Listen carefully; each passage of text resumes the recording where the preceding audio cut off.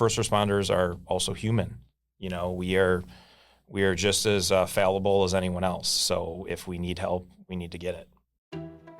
Welcome to City Insider, where we have real conversations about the human side of public service. Here in the city of St. Charles, essential services like power, water, public safety, and emergency medical response are delivered around the clock to every home and business. And behind each of these vital services is a person and a story. I'm Kara Silva. And I'm Lisa Garhan. We're the City of St. Charles communications team and hosts of the City Insider podcast. Today, we're taking a closer look at the people who protect and serve our community and the often overlooked mental health challenges that come with the job. Police, firefighters, and EMTs are regularly exposed to life-threatening situations, traumatic events, and high-stress environments. Studies show that first responders are at a heightened risk for conditions like post-traumatic stress disorder, depression, and anxiety. Traditionally, the topic of mental health for first responders was not something those experiencing difficulties felt that they could talk about. But thankfully, this is changing. Joining us are two remarkable leaders who bring decades of experience and perspective: Fire Chief Jeremy Mawthy of the St. Charles Fire Department and Patrol Commander Rob Vichikandi of the St. Charles Police Department. Thanks for having us. Thanks for having us. They've both seen the job from every angle, from the front lines to positions of leadership. In this episode, we'll explore the challenges and pressures first responders face, how the conversation around mental health is evolving, and what we can all do better to support those who serve our community every single day. So first of all, thank you both for the work you do and for being open to this conversation today. Why don't we start with why this topic is so important to both of you? Jeremy, do you want to kick us off? Sure. So it's critical. Honestly, I'd say it's just as important as physical safety. For a long time, mental health wasn't something people in our line of work really talked about, and I'm sure it's the same with police. We're taught to tough it out, push through, keep moving, but that kind of mindset over time can really do some harm. So first responders are exposed to more trauma in a week than most people probably see in a lifetime.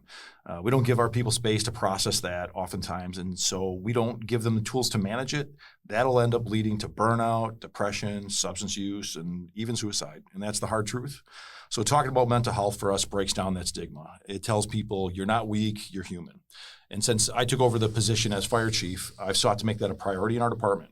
So we're working to normalize those conversations, provide some access to counseling, utilize our peer support networks.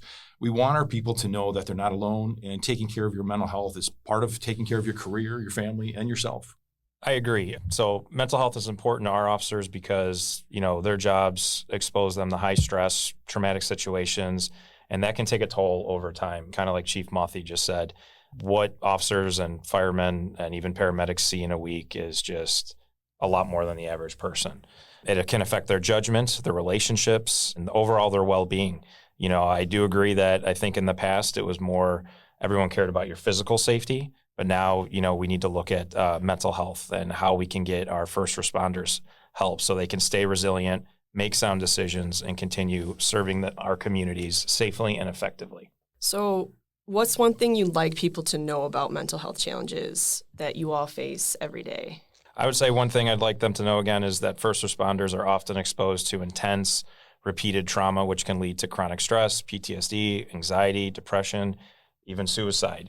But the stigma and fear of judgment usually prevents, officers or, I'm sure firemen from wanting to talk about it or wanting to get help. It's hard for us to sometimes verbalize because they'll see it as a weakness instead of realizing, well, first responders are also human. We are just as fallible as anyone else. So if we need help, we need to get it. Both police and fire, all of our people are exposed continuously to some situations that most people see maybe once in a lifetime, if that. And so for us on the fire side, it could be an accident scene, a medical call. A lot of times, both police and fire, we're responding to mental health crises ourselves for other people. And so we're often the first people to witness some of the people's worst days that they've ever had, and we're expected to move on to the next call like nothing happened. So, the truth of it is it builds up for all of us. And it's usually not the big dramatic scenes that weigh on us the heaviest. It's just the accumulation of the day in and day out moments. So one call might be a child in distress. The next one becomes a fatality. And even if everything is done perfectly, those experiences still stick with you. And then on the fire side, the physical demands with us, with the 24-hour shifts, the broken sleep schedule, different extreme work conditions, it's just you can see that mental health is just as important as physical health in our line of work when you consider all those other factors. So unfortunately, it hasn't always been treated that way. Our culture in both the police and fire profession has always been very much just suck it up and move on. While I've seen that slowly start to change, it's still definitely a work in progress. And in our department, we started to try to focus on building a culture where it's okay to talk about mental health. So we want our people to check in with each other, speak up when something's weighing on them, and know that reaching out isn't a sign of weakness. It's actually a sign of strength. And that's a difficult transition for people to understand that they need to do that. So my job isn't just about protecting people on the fire ground. It's about making sure that they're supported to stay healthy in every part of their life. To give our listeners an idea of what you may typically face in your positions, can each of you talk about a challenging event you may have experienced on the job? Sure. Sometimes in law enforcement, I've experienced this when I was in investigations. We had a homicide, and unfortunately, it involved family members. They were juveniles, so those are always challenging. But those are instances where it's a very awful call, but we need to focus on the job at hand, collecting evidence, conducting interviews to try and investigate it to the best of our ability. So that's one of those situations where, again, it's an awful incident, and it's really not until you go home that night that you're like, oh, wow, what just happened? Because we're so focused, our training on doing the best investigation, getting to the bottom of it, trying to figure it out. It's usually like that drive home or the next day you start, even though you're working that case for several days, those emotions kind of affect you. But kind of like Chief Mothy was saying, the one thing we're trying to do is, it's okay to talk about that. It's okay to get help. That is a sign of strength. I agree with that. And our department as well. The one thing we'll do now, or we've done, is before, like every year, we have what we call a checkup from the neck up. So we'll meet with a counselor or a therapist. That's been modified over the years. So now we will actually have a doctor come out and talk with us. Or if officers don't want that, because some didn't want that, you could even just do it online. So like there's different avenues that, we keep changing our process, but we have different avenues that officers can use when they go to these critical incidents. And if they do want to talk and they need to talk about it, they can do a peer support group with a doctor, with a counselor, or online. So we keep modifying ours and evolving. Yeah, something that I remember Jeremy said one time was that when you leave an event, that if you're on the rig, you have multiple people that you can kind of like discuss what just happened with and kind of decompress, so to speak. Yeah. On the police side, sometimes you're going in your own squad car individually, so then you're kind of just like letting all this fester in your mind and combing through it yourself without any kind of feedback from anybody else. Can you just elaborate on that a little bit? Yeah, I mean, that's 100% right. Our officers, you're just in a squad car by yourself. So from the first responders to those critical incidents, again, they might talk to some officers while on scene, but once that call's over, they're back in their squad, they're going to the next call, they're alone. But at the same time, I think law enforcement, one thing we do well, and if any cops are listening to this, they'll know this, we kind of have an odd sense of humor. Sometimes we use that to cope. Like if you ever saw that, it's not like we're making fun of the situation. It's more like a simple reminder when we are together, like, hey, today was awful, but, we still got to go on, do business, and kind of a nice reminder that good humanity does exist, even though today might be bad of what we just saw or witnessed. So those are usually some of the things you'll see cops do. One of the more challenging calls I've had wasn't really the most graphic or dramatic, but it's definitely one that stayed with me. It was a teenage girl who had taken her own life. At the time, my kids were a little bit younger, but not by much. So a situation like that, I really couldn't help but to personalize it, seeing how close in age my children were. And in that moment, you think about the family, you think about what they're feeling, and it kind of got under my skin in a different way. So, that's something people don't always realize about this job. It's not just the larger events, it's the quieter moments that can kind of hit you hardest. It's something about that call that resonated with me, and so it stayed with me. Calls like that remind you why mental health support is so critical in our profession. We're asking people to respond to incredibly difficult situations and then turn around and do it again the next shift. So if we're not giving them the tools to process those experiences, we're really doing a disservice. And I agree with you about the fact that, we get to debrief on those fire engines at all times. We really, other than our battalion chiefs, don't have anyone working alone. So even if you're not looking to talk about it, you're going to have those conversations on the way back, and you at least feel this group mentality of, hey, we went through this together. So on the police side, I definitely think it's a lot harder for them because they just hop right back in their patrol car. If it's the beginning of their shift, they got maybe another 9 hours left to sit there and let their mind marinate on those things. So if you don't have that opportunity for either one of us, police or fire, to just talk through those things or feel like you've got somebody else who's kind of thinking the same way as you, it starts to eat away at you. Well, this obviously is an important topic that I could tell you're both very passionate about. And speaking out about this, this is kind of like the first step in helping. So how are you encouraging people to speak out about their mental health issues in your departments? It's important, honestly, because silence is dangerous. So for a long time in this profession, mental health wasn't something that people talked about. I remember when I started, it was definitely one of those, you see your first death, and for everybody else that was on that rig, it was their, 30th, 100th, whatever it was. And, you just don't get that opportunity to talk about those things. So we're trained to stay silent, to compartmentalize, to keep pushing forward no matter what we just experienced. But the reality is that mindset comes at a cost. So first responders face trauma more regularly than most people could imagine. Calls of death, violence, children, suicide, just the emotional toll of it is something that takes place day after day after day with people in crisis. So if we don't give our people permission to process that, it just doesn't go away. So it builds up, it leads to burnout, substance abuse, depression, even worse. So speaking about mental health breaks down that pattern, and that's what we're looking at trying to do. It helps people realize they're not alone and that their feelings are valid, and it kind of starts to chip away at that stigma that says asking for help is weakness. In fact, I'd argue it actually takes more courage to say, hey, I'm not okay, than to just pretend everything's fine. So in our department, one of the things that we're doing is we're making it a priority to try to normalize these conversations. We use speakers, we've got a peer support network, we've got professional counselors, or even just regular check-ins between coworkers.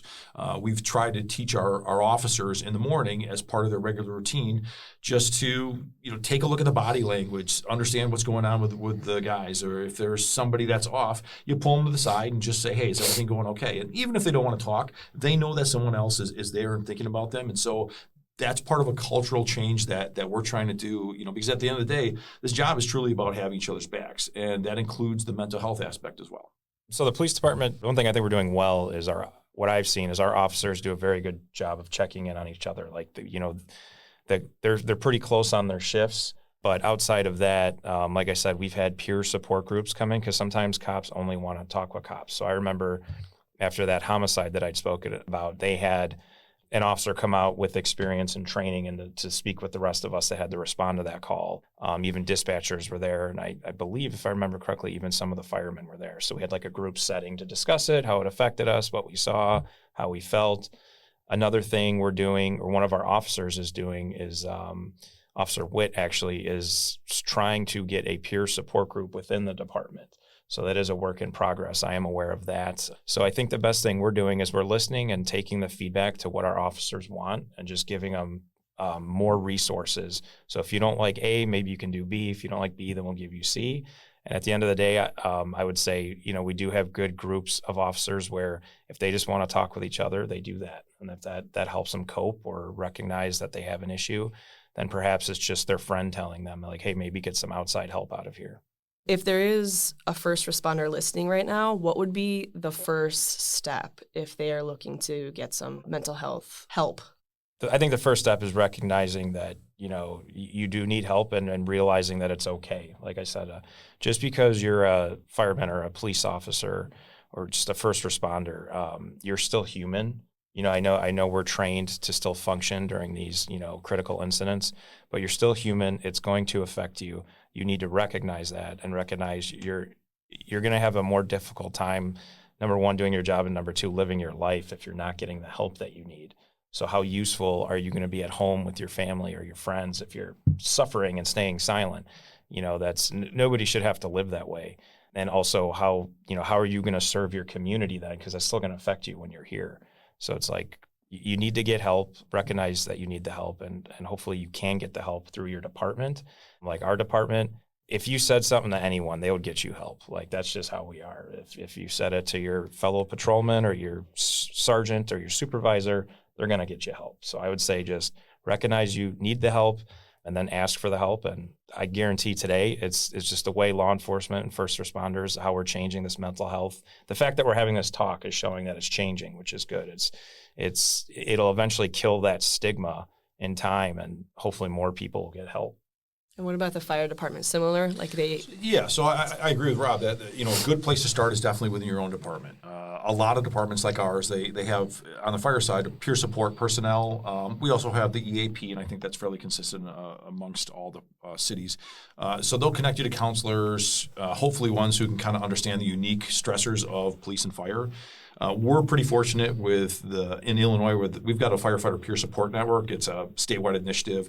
It trains our own people from fire departments across the state to provide, counseling, teaches them how to approach some of these situations. So we have several trained peer support members in our department. So if someone feels the need to talk, there's always someone who can relate and they can offer guidance and get them in the right direction that they need.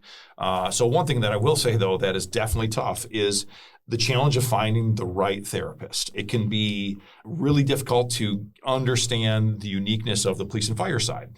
And, my wife, she's a mental health specialist. And so she always talks about therapy being like finding a comfy pair of shoes. You've got to try on a few before you find the ones that are right for you. So somebody who understands this world and can guide you in a way that resonates with your experiences. There's something called the 100 Club that's pretty universal, at least in the Chicagoland area. They actually have mental health specialists that they've actually got an app for it where these are vetted people who understand the uniqueness of law enforcement and the fire service. So you can on your own just tap onto that app and it'll scroll through maybe a dozen or a dozen and a half therapists who have already been vetted for that intended purpose. So, just to round out this discussion, let's touch on some of the positive emotions you've experienced in your jobs. Can either of you share a powerful moment you experienced as a police officer and a firefighter? I've been on quite a few calls over the years where someone was, without question, clinically dead. No pulse, no breathing. And through the work of our crews and the medical interventions, we were able to get them back. So those are really powerful moments. One that stands out for me was a teenager that actually, a drowning victim. He was at the bottom of the pool for several minutes before anyone found him. Actually, a couple kids noticed it, and then they told their mom, and mom found dad, and dad fished him out from the bottom of the pool. So when we got there, he had absolutely no signs of life. So we went to work, CPR, airway management, ALS interventions, all the things that we do to try to bring them back. And not only did he survive, he made a full recovery. So knowing that you had a hand in that, it's an indescribable feeling. So those are the moments that kind of stay with you and remind you why you do this job. There's a couple. One that just popped in my head. If you do this job, you go on a lot of calls. Sometimes you do kind of forget the things you've done. At least I do. So I remember as a detective, I had an armed robbery that involved a restaurant and a firearm. So as a detective, I was investigating it. I was investigating it with another agency, and together we were able to, develop a suspect, arrest the suspect, because there was a lull there where we couldn't find him. We thought he was out of state. We didn't know where this person was, but eventually we found him. He got arrested. And again, it's just, as an officer, you're just doing your job. It's, okay, I'm investigating this. Hopefully we can get this guy off the street so he doesn't do another armed robbery or hurt somebody. It just didn't hit me until I spoke with one of the victims after he was arrested, and she saw his image on the news, and she's like, that's the guy. And she said, thank you so much for something to the effect of thank you so much for getting him, because we were afraid he was going to come back. And I never thought of that. I was just doing my job. I was like, from their perspective, is he going to come back and do something else to us? I don't know, that affected me. I don't know why. It was just one of those oh, I'm really glad I got this guy now. I mean, of course we're trying to get him off the street, but I didn't even think both of the victims were thinking this guy might come back and do something again. It's true. And so in hearing that, what would you like listeners to know about police officers and the firefighters serving their communities, and why should people consider those for careers? It's a great career. It's a noble career. You get to go out and help people. It's fun. There are hard days. It's challenging, but I mean this when I say this. I've told officers this. I've never not wanted to come and do this job, even on the hardest days. Like that's just the truth. You know, you'll make great friendships. You'll learn a lot. I think being a police officer, in a way, like with the training and how you learn how to talk to people and interact with strangers, the life lessons you learn, being a police officer, it makes you stronger in ways you didn't think it would. Like it is, if that kind of makes sense. It has taught me things on just how to be a better human, I will say. And I think that's kind of what I'm proud of. Is it's taught me a lot, and it's given me a lot of experiences that I've used in my personal life. So if you are interested in that as a career, I would say just know it is challenging. You're going to have rough days, but you're going to be surrounded by great people, and not just the police department. We love working with the fire department. Those guys are great. So you'll get to share those experiences, good or bad. And at the end of the day, you'll be doing it for a cause that'll help a community. Obviously, I've got a bit of a bias, right? I think that the fire department is truly one of the best jobs in the world. So you can make a good living doing something that really matters. So, you know, you're going in every single day, and even if in your mind it was a small or insignificant call that you went on, for that individual, that was a really important moment for them where they felt helpless, and they called 911 to have us respond and turn that day around to, you know, whether it be a medical call, and it could be something as simple as, you know, somebody trying to install a water line and they broke it, and so now it's flooding their basement, and that's a very stressful moment for them. So for us to be able to make a living in a career where every single day we get to go and just help people out, you know, it's a great calling for us to be able to do. And then one thing that I'd say that's unique cultural wise to our department specifically, and that we're proud of, is we really have built an environment with high expectations, but we balance that with really strong support. So our officers and our firefighters, they really do go above and beyond to set people up for success when they come here, starting on day one. So we invest in our people personally and professionally. So we make sure they got the tools, the training, and the guidance, everything they need to be successful. Anyone who's looking at trying to get involved in our fire department, we've got a current list that goes through April of 2026. And then after that, we're going to be looking for the new list. So I would say probably November, December-ish is when we're going to publish things this year. So if you got an interest, come to us. We're an outstanding city. They take really good care of their employees, both police and fire, and I think somebody who coming here would be very happy. We've had a number of people come over from other places in a similar vein. I know on the police side, it's the same thing. You know, we have something that draws people from other places, and you know, we don't really lose a lot of people at all. This is a destination place for people. So, and we're proud of that fact. We want to keep building on it. Kind of like Chief Mothy just said, I didn't realize, we were just talking about this. We have a lateral system where you can lateral from another police department. We've gotten a lot of laterals over the years, some really good officers from other departments. So like he said, we are also a destination police department because when we went through the numbers, we've never had an officer leave the St. Charles Police Department and lateral to another agency. And same thing, we are also, you know, looking to hire. We have now a lateral pool. So you can go online and just put in an application. We'll review it. Once we get a couple, we'll do interviews. So we're constantly looking to hire new officers, good lateral officers, or a traditional list, which we should be working on to have come out this year. We have a current traditional list, but it's actually coming down to the end. I think, for all I know, I think we might be at the end of it. So we'll be testing if you want to be a traditional hire as well for our police department. Well, thank you both. This conversation has been wonderful, and I'm glad that we're able to have it. And we're at a place now in our culture where people are talking about it more. So I'm going to just wrap things up with this one final question. So obviously you're leaders in high pressure situations. So is there a mantra or a guiding principle or some philosophy that you follow that helps keep you grounded? It's really honestly comes down to one guiding principle. Take care of your people, and then the rest will follow. So, you know, in my role, you're constantly pulled in a variety of different directions. But at the end of the day, if I can focus on supporting the firefighters, you know, making sure they've got their equipment, that they're trained, that they're also genuinely cared for, that's what keeps everything else on track. I would say the one thing I always try and do is, first and foremost, is listen.